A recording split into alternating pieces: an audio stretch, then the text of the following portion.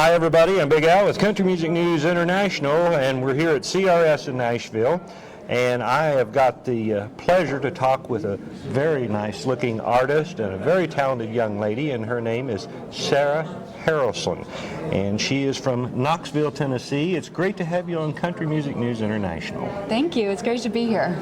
I was reading about some of your history. Grandfather played bluegrass music. He did, yeah. He lived in Knoxville most of his whole life and played accordion in various bluegrass bands. Played a lot of bluegrass in my lifetime, so Really? Who knows, maybe I had a chance to hear him at one time or another, you never know. So that kind of got you into your music mode, writing songs, and a lot of people talk about you as a storyteller, real life music. So you lived right down there in the Smoky Mountains. I bet you have a lot of real life experiences that you've write about. So kind of give us some ideas about the first time you started writing, and did you realize you were going to be able to tell a story in about 3 minutes? Yeah, I grew up around a lot of music. My dad loved country music, my granddad played bluegrass, and then my mom loved pop and rock. So was around a lot of music growing up.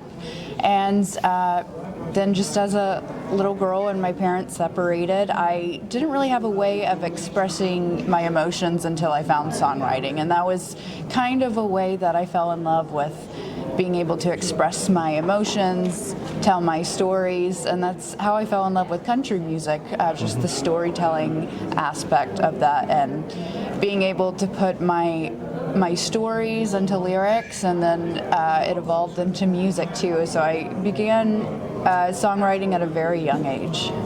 So really, there's a lot of men and women both that write in their diaries every day, and actually your diary is an open book of songs that you can share with the public. Absolutely. And I also was looking through some of your history, and you like to help out on different charities, and so kind of tell us a little bit about that, Sarah. Yeah, and that's kind of how I found my mission as an artist too. Years ago I was kind of thinking what my purpose is as an artist and songwriter, and I've always been very authentic in the songs that I write and release, and so my mission has always kind of been to write music that other people can relate to as well. Even though they're specific stories about myself, maybe they can help or heal other people. And I kind of found that mission through volunteering through Musicians on Call, bringing music to the bedsides of patients at hospitals, and I just fell in love with being able to make music sort of a therapy for people. That's awesome. Yeah. That you use that talent that you have to help other people, and you think about other people. And how long have you been in Nashville now? This year is 10 years, so. Really? Yeah. My goodness, you don't look more than 17 years old. Well, I came to Nashville when I was 18 and went to Belmont, so. Yep, went to Belmont, studied music, and that probably helped you out a lot, learning the business. The business is just about as important as the talents, but you got to have the talent to have the business. Yeah. So how did you get discovered? Who kind of got I guess you got somebody's attention. How'd that happen?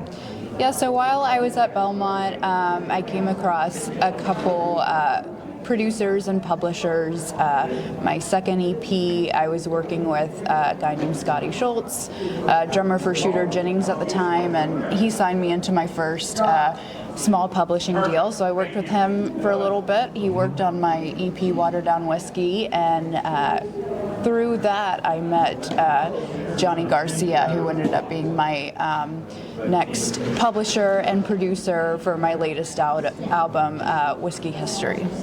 So do you like the being really busy in country music? Did you ever think that it would be this busy for you? You know, you got to be here, got to be there, and got to do this? Yeah, I mean, I imagined it would be, but I feel like each year I'm, discovering new hats and taking on more projects, so it definitely just always gets busier. You've got a new single out. Before we go to that, if you would, tell everybody your website and all your contact information, social media. Yeah, so you can find all my information at sarahharralson.com. My Instagram is Sarah Harralson, Facebook Sarah Harralson Music, and I'm on all streaming platforms as well. So let's finish up on the music. Blue Ribbon. I like the picture. You've got the little blue ribbon here, so kind of give us an idea on this song and what it's all about. Yeah, so I just released Blue Ribbon on March 1st, and it's a very meaningful song to me. I released it specifically on March 1st for the start of Colorectal Cancer Awareness Month. It's the whole month of March, and it just gets people aware about getting screening for colorectal cancer, being aware of the cancer, and it's very personal to me. My mom fought colorectal cancer for 5.5 years and recently passed away for it, so it's a song to honor her memory and just bring awareness and healing to other people who are going through the same thing. Wow. Yeah. That is just absolutely awesome. Thank you. I've enjoyed so much talking with you. Me too. And I hope that we get a chance to do it again. Yeah. And thank you for being here on Country Music News International.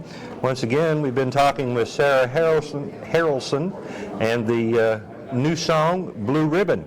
You need to get a hold of that right now and take a listen to it. It might bring some great memories. Sometimes it's even good for people to be sad and cry. It makes you feel a little bit better every now and again. Yeah. But go check everything out. I'm Big Al with Country Music News International. Everybody have yourself a great day.